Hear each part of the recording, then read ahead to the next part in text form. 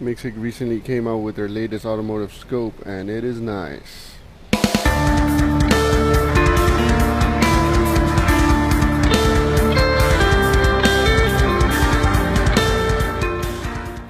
Hey there viewers, thank you for tuning into Super Mario Diagnostics once again. Today we are taking a look at the ATO1104 successor, the SATO1004. It is Micsig's latest offering to the automotive world, and I've used it several times already and have found key differences between the two, and I think it is definitely an upgrade. I'm going to go ahead and do a quick overview of some of the key changes that I've seen. Starting with the cosmetic, the most obvious thing is that we no longer have these giant covers on there.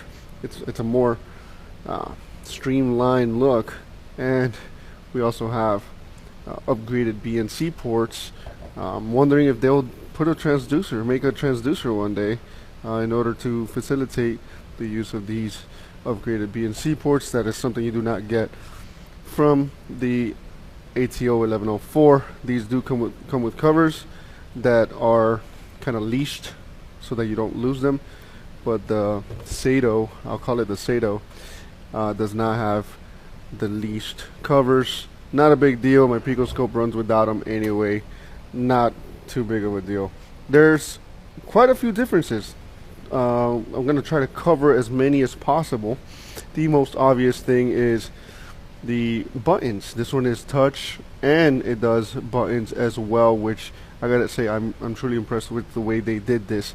It's not only a four-way position buttons on these, but it's also a press down, which we'll go into later as to the function of those buttons. Let's go ahead and turn this over. And one of the things that I used to do with my ATO is remove this cover. I actually kept this off at all times, but on this one they kept it off permanently, and I like that because I did not like this flap personally. That's a personal thing, to each their own. Another thing you'll notice is that this one has a micro HDMI. This one has a full-size HDMI, which is great because who doesn't have a full-size HDMI these days? It sure is nice. This one also brings a standard USB port and a USB 3.0, so if any of you have a mouse dongle that you are using in conjunction with this with this scope, you can also transfer files, put a USB drive in there and transfer files, as opposed to this one where you would have to remove whatever dongle is in there and then put in your flash drive and transfer files that way. Not a huge deal, but sure is nice to have USB ports. It doesn't hurt out at all. This one, to turn it off, you press it once and you hit the shutdown button, but this one you have to hold it and press power off. Not a big deal at all. Not a big deal at all. Just something to note, because if you press the power button once, it goes to the home screen. It has the same function as this button over here. I hope you guys can see this well. And this one does not have a master switch, but this one does. You can imagine my surprise when I started pressing this button and nothing happened. I took a look at the battery and everything. But this one does have a master switch to prevent any accidental operation of that switch, so that sure is a nice feature. Let's go ahead and turn it around some more. This is definitely an upgrade. In my book, this is an upgrade because you have an optional dual stand that locks as well. You put it down and it locks in place. This one does not lock. It is just there. It does not lock. This one, you're not going to be able to knock it over unless you want it to.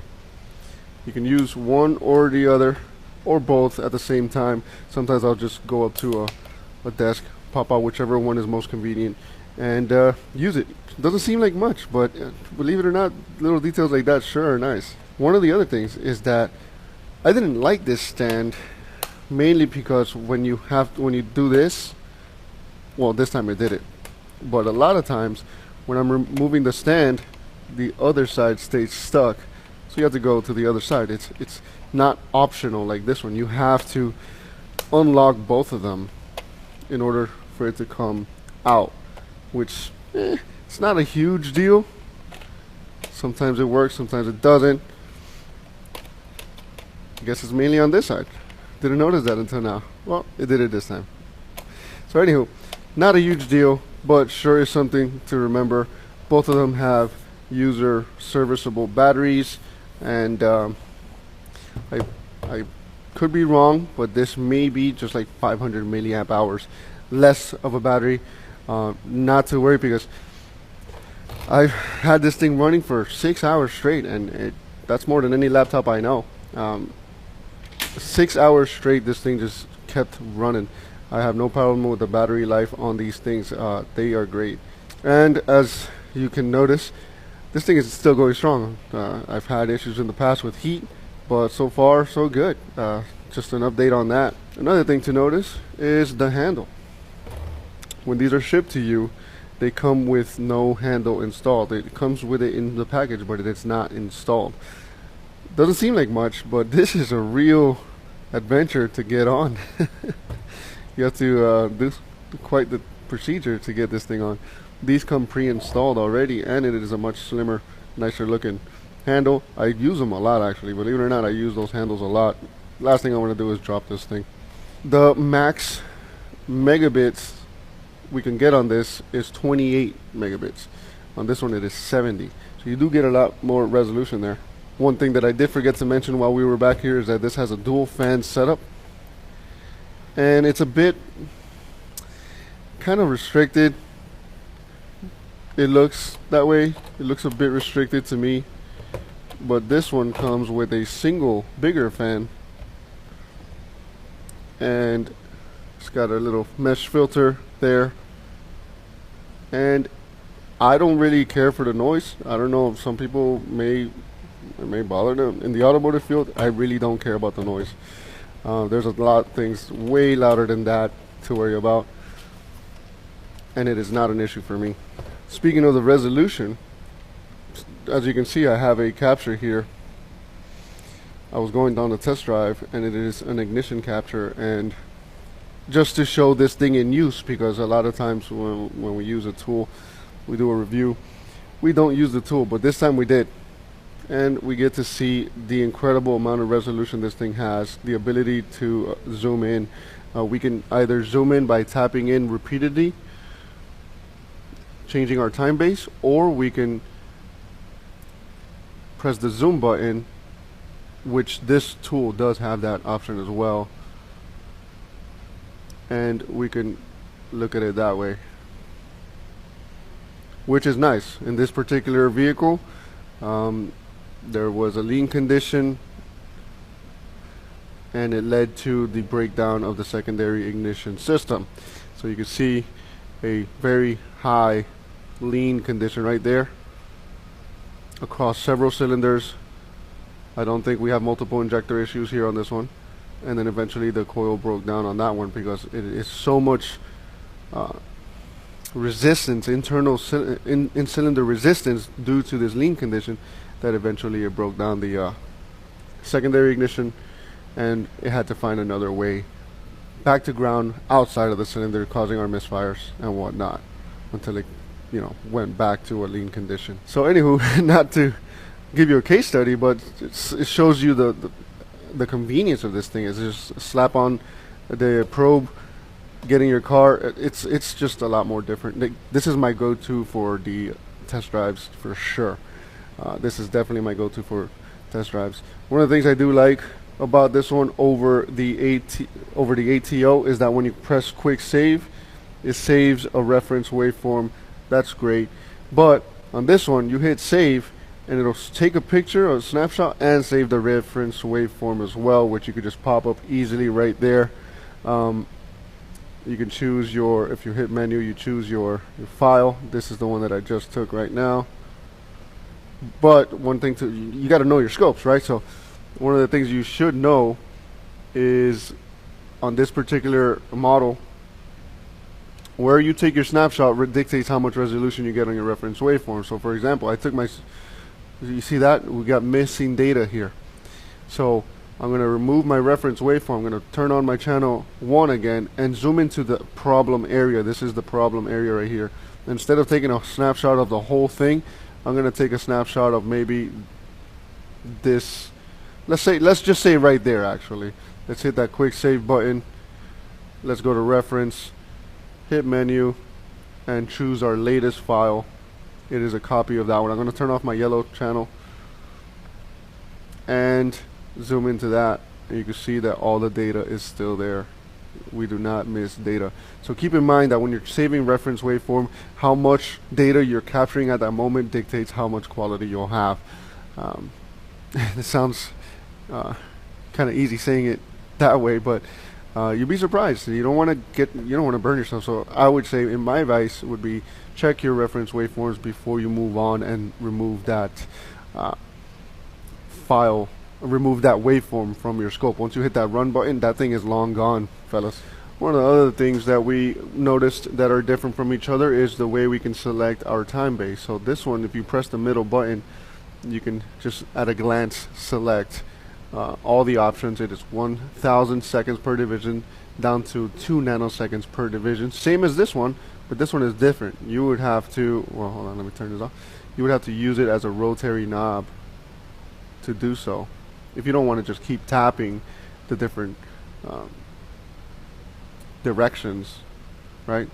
You could just use a rotary knob type situation, which is nice. I'm not gonna lie, that's kind of nice, right? This one is just at a glance, oh, that's what I want. You know, it's more streamlined in a way. It definitely cuts down on time once you get used to this stuff. You saw me turning on and channels on and off. This one, for me to turn off channel 1, I have to open up the menu and then hit the button again to get rid of it. This one, press the button and it's done. It is a single touch off, single touch on, hit the menu, right? This one, single touch on, and so, see, that's one of the things about the touchscreen. I pressed it, but nothing happened. Come with the menu on. So far, we're all the same.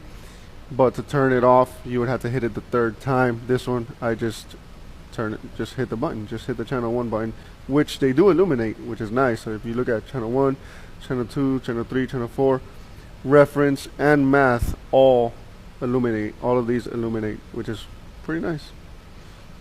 Colors don't hurt. Speaking of colors, one of the things I would have liked that Micsig still hasn't done is colored probes. I would love for them to come out with colored probes, because a lot of times when you get the all black probes across all 4 probes, when you're hooked up to a vehicle, let's say doing cam and crank, and you've got 2, 3, 4 wires hooked up to the vehicle, well, a lot of times you're gonna get confused. You're gonna say, well, which one is this one, which one is that one, you know, is it bank 1, is it bank 2, is it intake, is it exhaust, and whatnot. So it would be nice to just have probes that are colored, the wires that are colored according to this color scheme that they already have: yellow, blue, purple, and green. It sure would be nice, I'm not gonna lie. Now, is that a huge deal? No, it's not. If I really needed it, I would just grab my Pico leads and do that already, but it sure would be nice. It wouldn't hurt. One of the other differences that you can notice is the voltage data presentation here. There's none there. So if I go over here, I can move my level and it'll tell me where my level is at. So if I wanted it at perfect 0, I can either slide it to perfect 0 and hopefully I get there. I might be off, or I could just press this center button and it brings it to perfect 0. So I can have this anywhere, press that button and it brings 0 to the middle line here in the graticule. On this one, for me to do that, I can either go this way, sliding it and not knowing truly where 0 is unless I put a cursor, or I could press the 50% and hit the channel that it corresponds to. So it is a 2-step process as opposed to just pressing the channel that I want and then pressing middle, or 50% really. So it's just a 1-button thing. Sure is nice. Same thing with the trigger. I can't do that with the trigger here. On this one, I don't see an option to just press the middle of the waveform. So if I go here on this one, let me see, I can pick my level, but I can also hit 50% on this one, and it'll grab the 50% signal that is being captured at that time. It'll detect the peak to peak, and then it'll grab the middle of the amplitude. So sure is nice to have that little feature. Instead of, sometimes you'd be surprised, your trigger level will be out of screen and you'll see this arrow down here, and if you're not paying attention, or maybe you missed it, or for whatever reason really, you're looking for your trigger, you can't find it, well, you just hit that button and bam, it's right where you need it, more than likely anyway. So in our channel menus, we have two options. We can either slide this to the left. On this one, we would turn on our channel and hit that button again, and this one gives us three options: voltage, current, and pressure. This one only gives us voltage and then current. They took away the pressure. That's fine. Usually most pressure transducers are to like a 10th degree or 100 degrees, so if you use voltage and you put 10x or 100x, it'll probably work out to the transducer that you're working on. Only some transducers don't have a 1 to 10 or 1 to 100 proportion. This one, the nice thing was that you can create a custom probe in a way where if you have a 5-volt transducer, you can set the minimum and the maximum. But as we stated in the previous review, the MPa, you cannot change that value. You cannot change anything away from megapascal, and there's a limit. There's a max on the megapascal scale that is under the working PSI that we need for in-cylinder stuff, so it'll cap out on you. I don't know if that's the reason why they took away pressure, or a simple update would fix that, in my opinion, but I am happy with the way it is now. Of course, you have the differential probe option as well. We don't have one ourselves, but it is there, and it's nice to have. We have some presets for their current clamps as well. Most current clamps have a proportion value, like 1 millivolt per amp or whatnot, and you just match them up, or you do the math and select it yourself, either 10x or 100x or a 1k times, more correctly said, and it'll work out just fine. The screen lock is pretty nice too, because sometimes you don't want this thing to get bumped into. One button press and this thing is screen locked. This one you have to press the side button and then hit the screen lock button, and sometimes the touch doesn't work, but not a big deal. Anything I want to do, it is locked. If I want to unlock it, I have to do the 2-button press, and this one, screen unlock, done. So the only way to bring down the main menu on this one is to slide down from the top, which is an option that we can do here, and as you can see, it is much smoother as well. So it's definitely a different machine here. But we also have the option to go over here as well. That can bring down our main menu. Our quick menu is from underneath, so we have the same options over here: serial decoding, cursors, measure alls. So you can do measure all, it'll pop out all of the possible measurements, and it's a nice option. There's obviously another capture here. This is a photo capture, but you can also do that without a single button right there. Just hit that button once and that capture is taken. I think I might use the reference waveform just in case, sometimes more. We can delete the reference waveforms as well. Go ahead and show you how to do that. We go to files, and you could do it quickly and go to audio, but that's in the downloads folder. So we need to go to oscilloscope and go to audio. It sees it as a wave file, so those are your reference waveforms. You can use your timestamps to decide which ones you want to delete and whatnot. This is the same menu that you'll be using to transfer files as well. So once you pop in a flash drive, it'll pop in right here, and you can copy and paste all the files to your heart's content. And of course, as usual, I did misspeak on what I had said earlier. I said that the max resolution is 70 megabits. It's the depth, really. It's the memory depth. So keep that in mind. This one actually has more memory depth than this one does. This one has a 28 megabit max memory depth, and this one has 70 megabits. Keep that in mind. I think that just about wraps it up, but except for one thing, we're going to turn both of them off so we can compare shut-off times, which should be very comparable to the boot times. And you'll see it for yourself. Wow, this one's actually booting. Took a little longer to boot. Not a huge deal at all. Usually when I'm about to scope something, I press the button as soon as I grab the scope, set up all my leads, and it's ready to go. But for you guys to see how long it takes for each one to boot, it's not a big deal for me. Boot times is really not a big deal for me compared to a laptop especially. So we're gonna go ahead and press the buttons now,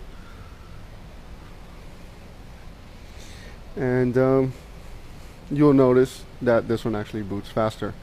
I think it's a decent trade-off. I really don't mind it at all, and it works for me. I mean, I think it's fine. This one is up and running a little faster, but I mean, are you really going to be, it's not the Wild West here. Are you really going to be like, is 20 seconds really going to make or break your diag? You have bigger things to worry about if that's the case. Usually I just keep them on. These scopes have no problem being on at all times, but sure is nice to have a little quick boot time just to, if you want to keep it off at all times. So basically all of these buttons, yes, you can find them here, but you have to go through a little more steps, a little more processes before you can achieve the same goal as what you're achieving here. It's not a huge deal, but it sure is nice. Once you get used to the way this thing works, I think it'll be an excellent combination between the two. It definitely increases production per se, or efficiency, because of the way that everything works. Sometimes the touchscreen, it acts up, it acts funny or something like that. Maybe you just want to go with the buttons. The buttons tend to be a bit more tactile. They're very responsive. This is extremely responsive. I mean, all the buttons I have not had a single button not do like its function when pressed. So that's just something to keep in mind. I hope this video was useful. I appreciate you all for taking the time to watch, and would I recommend this scope? Absolutely. I would definitely recommend this scope. I think they nailed it, to be honest with you. And you will be seeing this more in the upcoming videos. So if you want to see more of this stuff, be sure to subscribe, hit like if you haven't already, leave a comment with any questions. I'll try to update further videos or future videos answering those questions, like, you know, how can you do this, how can you do that, does it do this, does it do that. Thank you all again for watching. Appreciate you, and till next time.